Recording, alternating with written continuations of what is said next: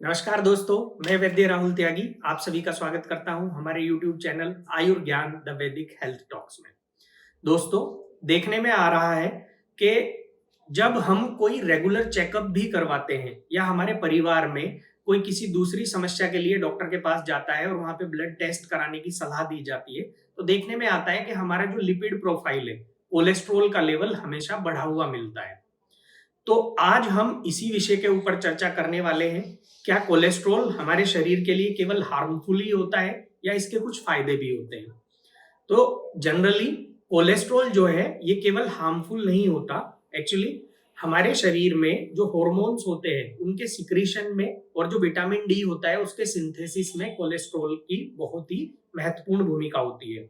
तो इसलिए जब नॉर्मल लेवल में कोलेस्ट्रॉल होता है तो वो हमारे शरीर के लिए काफी बेनिफिशियल है।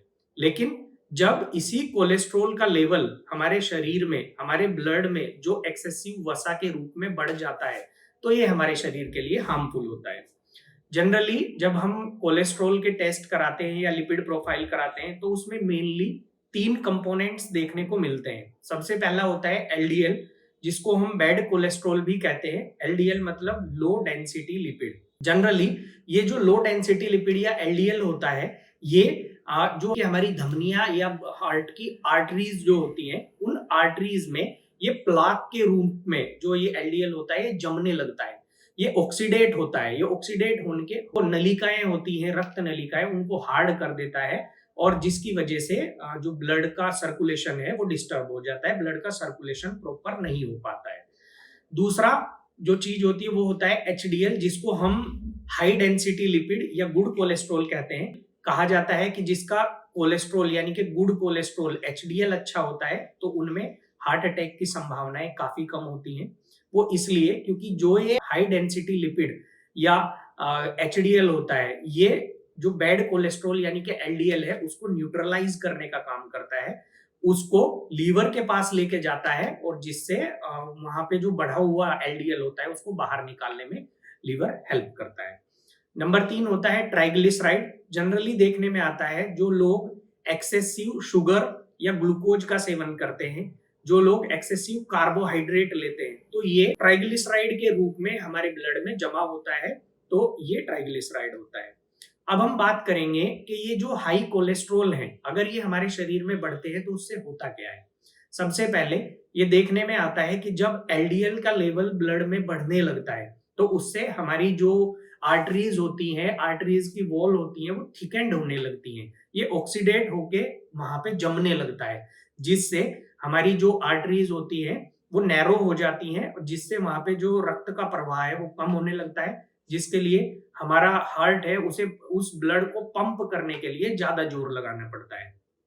दूसरी एक चीज देखने में मिलती है कि जिन लोगों में कोलेस्ट्रॉल का लेवल हाई होता है उन लोगों में जनरली जो ब्रेन में ऑक्सीजन कम पहुंच पाती है, क्योंकि रक्त का प्रवाह सही तरीके से नहीं हो पाता है।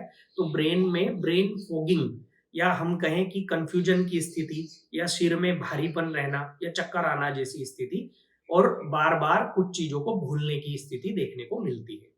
नंबर तीन होता है जो लो ग्रेड इन्फ्लामेशन। हमारे शरीर में स्पेशली जो हमारी आर्टरीज होती हैं, जो रक्त की नलिकाएं होती हैं जिसमें से होके रक्त बहता है, उनमें इन्फ्लामेशन, उनमें सूजन आ जाती है।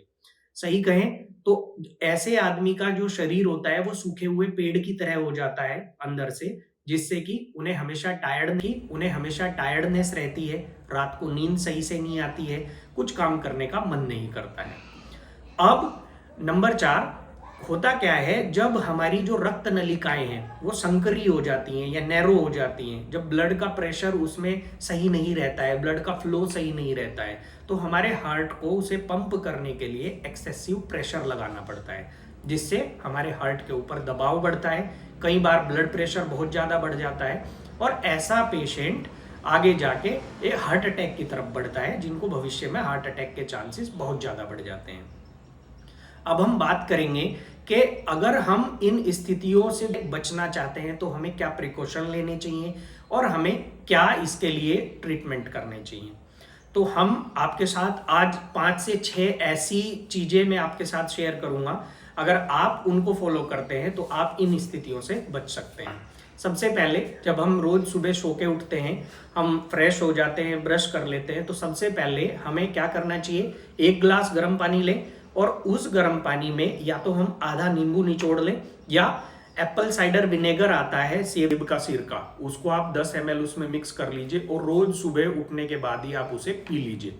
वो करता क्या है कि जो एक्सेसिव वसा होती है हमारे ब्लड में जो जम जाती है, उस वसा को पिघलाने का काम करता है। ब्लड को जो वसा जमी हुई है उसको पिघला देगा और हमें हमारी बॉडी को डिटॉक्स करने का काम करेगा। दूसरा, हम क्या कर सकते हैं, मेथी, 1 चम्मच मेथी लीजिए आप। मेथी को रात को भिगो के रख दीजिए 1 गिलास पानी में।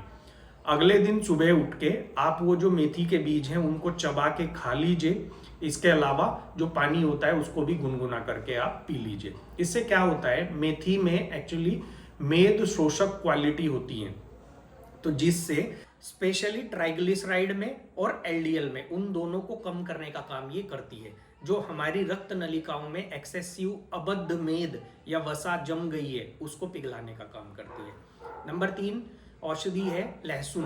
लहसुन के बारे में आपने सुना होगा, इसको हम गार्लिक कहते हैं। तो ये जो लहसुन होती है इसमें एक केमिकल तत्व होता है, उसको हम कहते हैं एलिसिन। वो एलिसिन नाम का जो तत्व होता है उसका मेनली काम होता है, वो हमारा जो ब्लड थिकेंड हो गया है, चिपचिपा हो गया है, उसको चिपचिपाहट को कम करने का काम करता है और ब्लड का सर्कुलेशन अच्छा करता है।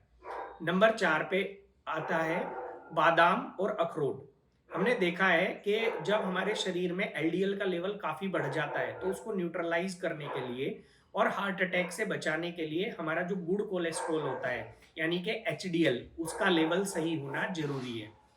तो उसके लिए 5 बादाम और 1 अखरोट आप रात को भिगो के रख दीजिए पानी में, और अगले दिन सुबह आप बादाम के छिलके उतार के फेंक दीजिए और अखरोट, आप बादाम और अखरोट का सेवन रोज सुबह खाली पेट करेंगे तो एक्चुअली उसमें होता क्या है, उसमें जो हेल्दी फैट होता है और उसके अलावा विटामिन ई होता है, तो जो एलडीएल को न्यूट्रलाइज करने का काम करता है क्योंकि वो गुड फैट्स हैं। इसके अलावा जिन पेशेंट्स में कोलेस्ट्रॉल बढ़ा हुआ होता है उन पेशेंट्स की रक्त नलिकाएं होती हैं उनमें इन्फ्लामेशन हो जाता है, तो उसको कम करने के लिए जो गाय का दूध होता है या मलाई उतारा हुआ दूध होता है, वो 1 कप रात को आप हल्दी डाल के, आधा चम्मच हल्दी डाल के उसका सेवन कर सकते हैं। एक्चुअली हल्दी जो होती है, हल्दी में ऐसे गुण होते हैं कि हल्दी जो इन्फ्लामेशन होता है हमारी रक्त नलिकाओं में कोलेस्ट्रॉल की वजह से, उसको कम करने का काम करता है। एक जो ऑक्सीडेशन हो जाता है एलडीएल का, उसको धीमा करता है। इसके अलावा हमने देखा है कि जो लोग चिपचिपा भोजन यानी कि फैटी जो फूड होता है, स्पेशली फ्राइड फूड होता है, उसका अत्यधिक सेवन करते हैं और उसको स्पेशली मीठे के साथ सेवन करते हैं। जैसे हमने देखने में आता है कि समोसे खा लिए हैं, उसके ऊपर से आप गुलाब जामुन खा रहे हैं या रसगुल्ले खा रहे हैं, तो ऐसे लोगों में ट्राइग्लिसराइड बहुत ही अत्यधिक क्वांटिटी में हमारे ब्लड में बढ़ा हुआ देखने को मिलता है।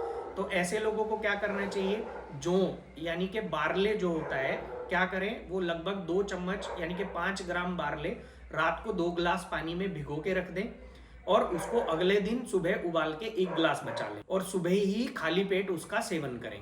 या एक काम और कर सकते हैं कि जो जौ का सत्तू होता है उसको हफ्ते में 2 से 3 बार वो गर्म पानी में घोल के पिएं, तो उससे जो ट्राइग्लिसराइड का लेवल है वो बहुत कम हो जाता है।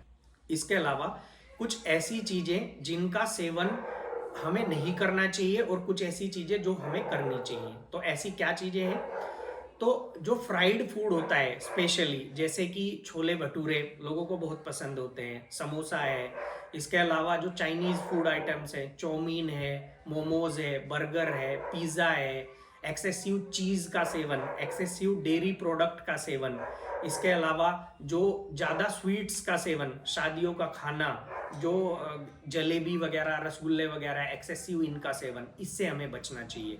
एक्सेसिव अल्कोहल का सेवन नहीं करना है और जो मीठा होता है उसका अत्यधिक सेवन नहीं करना है। सॉफ्ट ड्रिंक जैसे कोल्ड ड्रिंक्स होते हैं उनका सेवन नहीं करना है। ज़्यादा चाय कॉफ़ी का सेवन नहीं करना है। इसके अलावा हम क्या खा सकते हैं, क्योंकि आयुर्वेद में आचार्य लोलिम्बराज कहते हैं कि अगर आपकी डाइट सही है तो आपको किसी दवाई की आवश्यकता ही नहीं है। पथ्ये सति गदारतस्य किम औषध निषेवने, पथ्ये असति गदारतस्य किम औषध निषेवने। मतलब अगर आप डाइट प्रॉपरली फॉलो करते हैं तो आपको औषधि की आवश्यकता ही नहीं है, और अगर आप डाइट ही सही से फॉलो नहीं करते, सही खाना नहीं खाते, सही समय पर नहीं खाते, सही मात्रा में नहीं खाते, तो आपके लिए औषधि भी किस काम की है। तो इसलिए अगर आपको अपने लिपिड प्रोफाइल सही रखना है, आपको भविष्य में हार्ट की प्रॉब्लम से बचना है, हृदय रोग से बचना है, या आपका कोलेस्ट्रॉल लेवल नॉर्मल रहे, आपका ब्लड का फ्लो है वो नॉर्मल रहे, आपका ब्रेन सही से काम करता रहे, आपकी याददाश्त सही रहे, तो उसके लिए हमें क्या करना चाहिए? सही भोजन का सेवन करना चाहिए, सही मात्रा में करना चाहिए। इसके अलावा जो हरी सब्जियां हैं, सीजनल फ्रूट्स हैं, सीजनल वेजिटेबल्स हैं, जो कड़धान्य जो हमारे श्री अन्न बताए गए हैं, जैसे बाजरा है, जौ है, रागी है, इनका भी सेवन हमारे खाने में करना चाहिए। इसके अलावा कुछ भी चीज़ें जिनमें केमिकल्स पड़ते हैं, ऐसी चीज़ों से हमें बचना चाहिए। आशा करते हैं हमारा आज का वीडियो आपको पसंद आया होगा। अगर आपको हमारी ये जानकारी अच्छी लगी है तो हमारे चैनल को सब्सक्राइब करें और लाइक करें। नमस्कार।